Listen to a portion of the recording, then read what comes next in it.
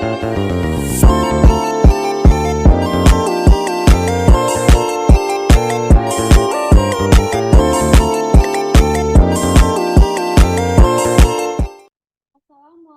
warahmatullahi wabarakatuh. Perkenalkan, nama saya Ayu Purwaningsi dengan NIM D1 C121027. Pada kesempatan kali ini, saya akan menjelaskan mengenai identifikasi analisis titik kritis pada produk keripik brownies dan keju. Baiklah, untuk yang pertama yaitu pengertian dari sistem jaminan halal. Sistem jaminan halal atau SJH adalah sistem manajemen terintegrasi yang mengukur bahan, proses produksi, sumber daya manusia, dan prosedur dalam rangka menjaga kesinambungan produk halal. Selanjutnya yaitu pengertian dari 11 kriteria SJH.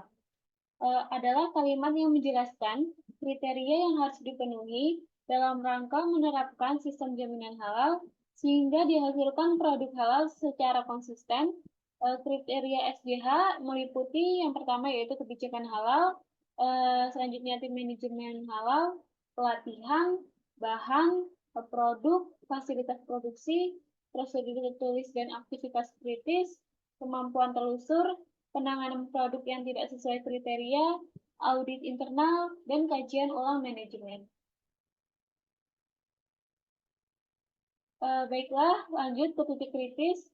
Titik kritis kehalalan adalah suatu tahapan produksi, baik itu makanan, minuman, bahan, kosmetik, di mana ada kemungkinan suatu produk itu menjadi haram.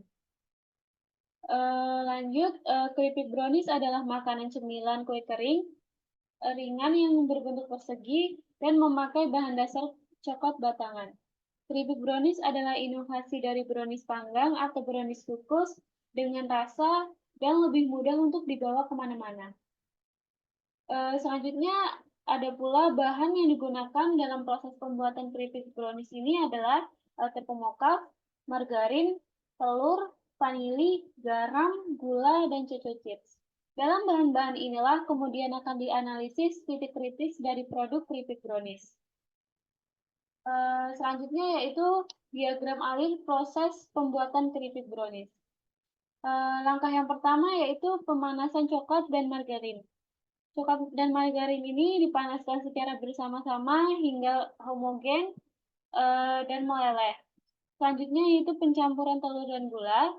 Pencampuran telur dan gula ini diusahakan dilakukan pengocokan hingga berbusa dan berwarna putih.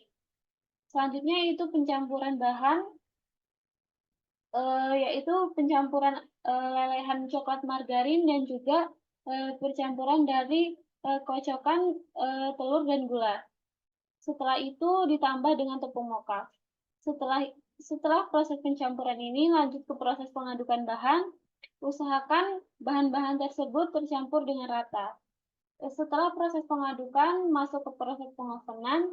Sebelum produk keripik brownies di oven, produk tersebut terlebih dahulu dicetak ke dalam loyang dan diusahakan di-apply setipis mungkin di atas loyang tersebut.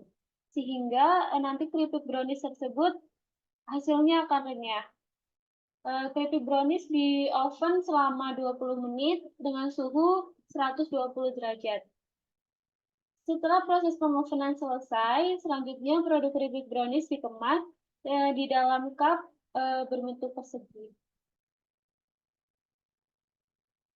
Selanjutnya yaitu pembahasan tentang titik kritis keripik brownies.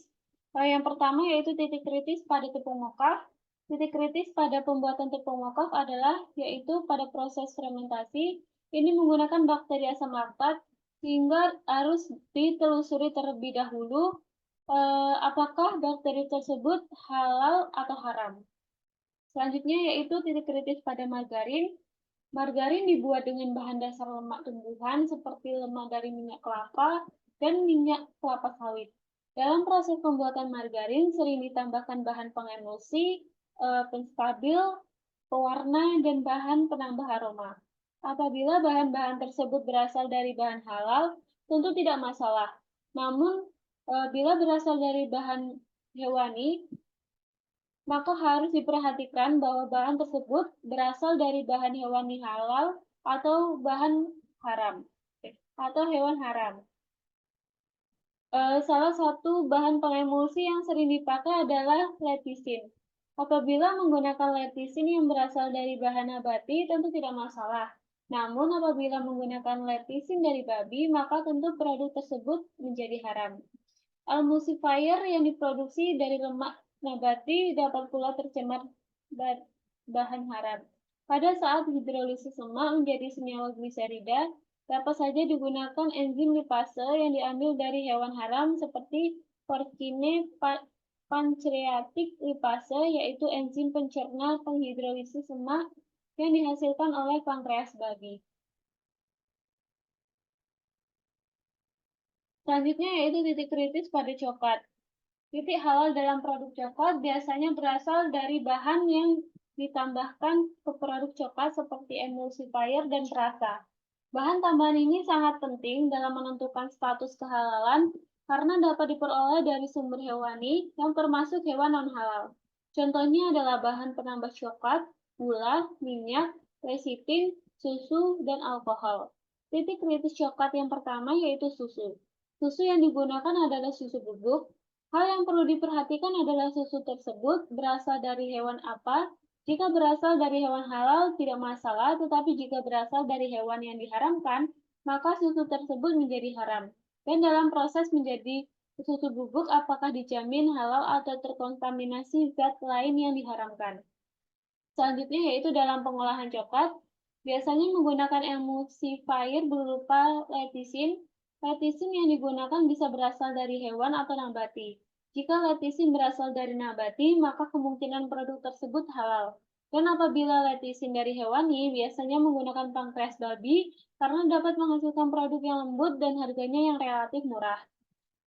Selanjutnya yaitu cocoa butter substitutes CBA merupakan lemak nabati yang digunakan untuk membuat coklat dan coklat pelapis. Titik kritis CBA ini dapat dilihat dari proses yang melibatkan proses enzimatik, di mana enzim yang digunakan dipertanyakan kehalalannya, karena enzim bisa berasal dari hewan yang tidak halal. Kritis pada keripik brownies, yang selanjutnya yaitu gula. Sumber gula bisa dari nira, tebu, kelapa, siwalan, lontar, aren, dan sawit. Bukan termasuk titik kritis. Selanjutnya yaitu proses pembuatan gula pasir. Itu meliputi ekstraksi, penjernihan, evaporasi, kristalisasi, hingga pengeringan. Pada proses-proses pembuatan ini dapat terjadinya kontaminasi bahan haram.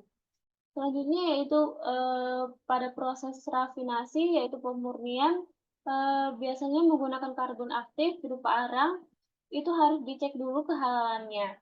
Apabila berasal dari arang kayu atau tambang, tentu tidak masalah, karena bukan termasuk titik kritis, tetapi apabila dari tulang hewan, kita harus lihat terlebih dahulu status kehalalan hewannya.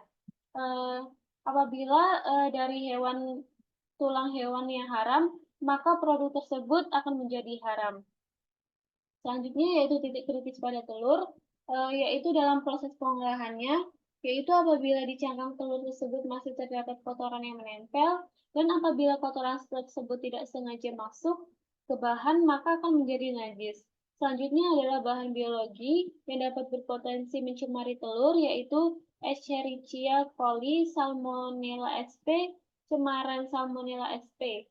Pada telur dapat terjadi karena kurangnya sanitasi dan higienitas di peternakan. E. coli dapat masuk dan mencemari telur melalui induk ayam yang terinfeksi. Kontaminasi feses apabila sebelum digunakan tidak dibersihkan terlebih dahulu, proses pengangkutan dan pengemasan yang dapat mengakibatkan kulit telur retak, serta lingkungan sekitar yang tercemar.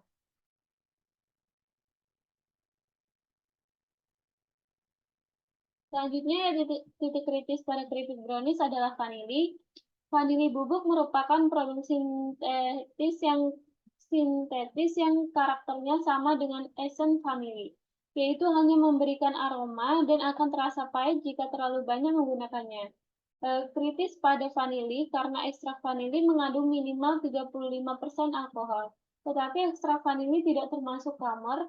MUI menghalalkan penggunaan ekstrak vanili sebagai bahan makanan dan minuman ketika kandungan alkoholnya kurang dari 1%. Selanjutnya yaitu garam dan baking powder. Garam dan baking powder termasuk pada positive list. Oleh karenanya garam dan baking powder tidak termasuk bahan kritis, di mana daftarnya bisa dilihat dari SK LPPOM MUI SK 07 DIR LPPOM MUI 113 tentang daftar bahan tidak kritis. Selanjutnya yaitu titik kritis pada keju. Keju merupakan makanan padat dan asam yang dibuat dari susu yang ditambahkan rennet untuk mengumpulkan casein susu. Tahapan pembuatan keju antara lain berturut-turut persiapan susu, koagulasi, pengepresan dan pemisahan, penanganan curd, dan pemeraman. Titik kritis dalam proses pembuatan keju terdapat pada tahap koagulasi. Koagulasi merupakan tahapan penambahan bahan untuk proses pengumpalan. Terdapat dua metode koagulasi, yakni metode enzimatik dan metode mikrobiologi. Metode enzimatik dilakukan dengan enzim renin atau rennet. Hal ini menjadi sebuah resiko karena hewan menghasilkan rennet. Bisa saja dari hewan yang tidak halal. Selanjutnya, meskipun jika berasal dari hewan halal, maka akan menjadi resiko jika cara penyembelihan hewan penghasil rennet tidak dilakukan secara syariat Islam. Titik kritis selanjutnya adalah metode mikrobiologi bisa menggunakan bakteri asam laktat atau BAL. Resikonya adalah media yang digunakan untuk menumbuhkan BAL. Media yang digunakan untuk menumbuhkan BAL dapat mengandung ekstrak hammer atau yeast ekstrak, di mana ekstrak hammer bisa beresiko berasal dari hasil sampingan pengolahan bir. Berikut ini adalah alur proses pembuatan keju dan titik kritis kehalalan. Yang pertama yaitu susu. Susu ini lanjut ke proses koagulasi. Pada proses koagulasi ini timbullah sebuah titik kritis yang sudah dijelaskan sebelumnya. Lanjut ke proses pengepresan dan pemisahan. Setelah proses pengepresan dan pemisahan, lanjut ke proses penanganan curd, lalu ke proses pemeraman, dan dihasilkan produk berupa keju. Sekian presentasi dari saya. Mohon maaf apabila ada kesalahan dan kekurangan dalam penyampaian. Saya akhiri. Wassalamualaikum warahmatullahi wabarakatuh.